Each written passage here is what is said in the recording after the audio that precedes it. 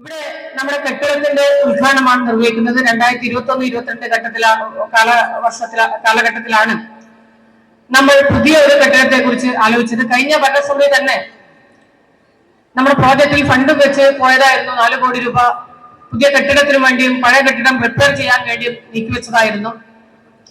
ആ ഒരു പദ്ധതി അന്നത്തെ സെക്രട്ടറി നന്ദകുമാർ സാർ കൂടി പ്രത്യേകം പറഞ്ഞു, നമുക്കൊരു പുതിയ ബിൽഡിംഗ് ആവശ്യമാണ്. കാരണം ഒരുപാട് ഓഫീസുകൾ ജില്ലാ പഞ്ചായത്തിലേക്ക് മാറാൻ ആഗ്രഹിക്കുന്നുണ്ട്. അവർക്കൊന്നും തന്നെ ഇരുന്ന് പ്രവർത്തിക്കാൻ സൗകര്യമില്ലാത്ത ഒരു സ്ഥിതിയുണ്ട്. അപ്പൊ അതൊക്കെ തന്നെ ചേർന്നുകൊണ്ട് നമുക്ക് കേരളത്തിലെ പ്രധാന സർവകലാശാലയിലെ കുട്ടികളെ ഇന്റേൺഷിപ്പിലൂടെ കൊണ്ടുവന്നുകൊണ്ട് ഈ അപേക്ഷകളൊക്കെ തന്നെ ഒന്ന് പൊടി തട്ടിയെടുത്ത് അവർക്ക് കൊടുക്കാൻ ആവശ്യമായ സർക്കാർ ഉത്തരവ് വാങ്ങി 126 മുച്ചക്ര വാഹനങ്ങളും 12ഓളം ഇലക്ട്രോണിക് വീൽ ചെയറുകളും മറ്റ് ഉപകരണങ്ങളും ഒക്കെ തന്നെ വിതരണം ചെയ്യാൻ വേണ്ടി കഴിഞ്ഞു. നമ്മുടെ അന്നത്തെ മുഖ്യമന്ത്രിയുടെ ഉദ്ഘാടന പ്രസംഗത്തിന് വേണ്ടിയാണ് നമ്മളെല്ലാം കാത്തിരിക്കുന്നത്.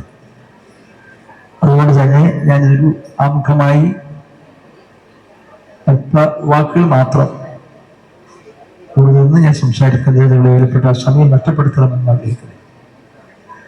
നമ്മുടെ ഭരണ സംവിധാനത്തിൽ അധികാര വികേന്ദ്രീകരണം വാക്കുകൾ മാത്രമല്ല കർമ്മരംഗത്ത് പ്രാവർത്തികമാക്കിയിട്ടുള്ളതാണ് കേരളത്തിലെ ശ്രീ പിണറായി വിജയൻ സർക്കാർ.